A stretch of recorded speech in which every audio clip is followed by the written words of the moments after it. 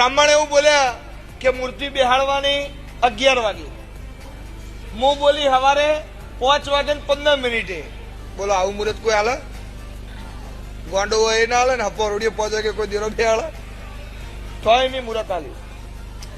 એ દાડો એવું બોલી કે વડવાળા મંદિર દુધરેજ એ મારા નાથની આરતી થતી હોય એટલે જો મોરના આઈની ધજા ઉપર બેહવું પડે બરોબર, તો તારા તો રાતી તોડીને એવું બોલી કે કાલ સવારમાં પરોડીએ 5 વાગે 15 મિનિટ થાય અને તારા ઘેર બરોબર હું ચેહર વીરનું મંદિર બનાવડાયું છે ને હું મૂર્તિ બેહાડું તો 5 વાગે 14 મિનિટે નહીં, 5 વાગે 16 મિનિટે નહીં, પણ 5 વાગે 15 મિનિટે તારા મંદિરના ઉપર મોર આઈને બેહ અને 3 ટવકા પાડે.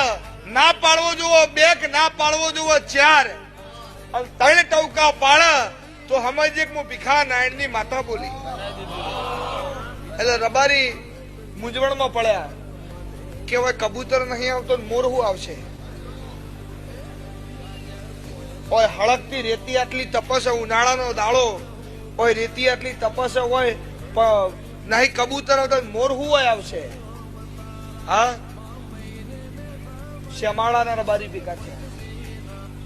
કેવું રાતે વાત ફરતી થઈ ગઈ, પણ વાત ફરતી થઈ ગઈ.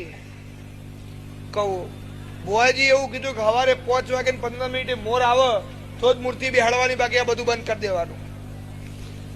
શ્યામાળામાં વાત ફરતી હતી, ફરતા 10 ગોમના રબારી ભેગા થયા, 1000 લાલ પાઘડી ભેગી હતી. આનમુ પડિયતના મકવાણાની માતા મારા લેખ બનાવવા હતા. સવારે 1000 રબારી ભેગા છે લાલ પાઘડી કે મોર નહીં આવે તો શું થા? સવારે 4 વાગે 4:30 ત્યાં ભાઈ આવે કે બુઆજી નું ઠાળો નહીં યાર, મોર નહીં આવે તો મારા મોર બોલી જાય, મારું શું થા? રબારી ભેગા બહુ થયા શીખ્યા, તો મોર નહીં આવે તો મારું કશું રહ નહીં. દાંતણ કર્યા વગર મારા બોયા ચિંતા ના કરજો, મોર ના આવે ને તો હજુ માતા ધૂણવા મહિનો થયો છે, આજ પછી ધૂણવાનું એ નહીં, બાપો ધૂણવે બહુ છે, આપડે ધૂણવાનું થતું નથી. અને મોર ના આવે ને તો આખા ગામ વચ્ચે તારી માફી મું માગી. મોર આવ્યો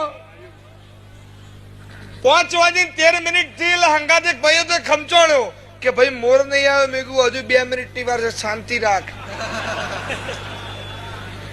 મારા પર અંદર પેટે ધબકાલ વધતા હતા, પણ વિશ્વાસ હતો કે મારો રામ હારું જ કરશે. 5 વાગે 15 મિનિટ થી ઉગમણી દિશામાંથી મોર આવ્યો, ટવકા કરતો કરતો. એ દાડો 1000 રબારી 90 વર્ષના નાચ્યા હતા, કૂદ્યા હતા કે માતા હોય તો આવી, એ મારો કોમ છે યાર.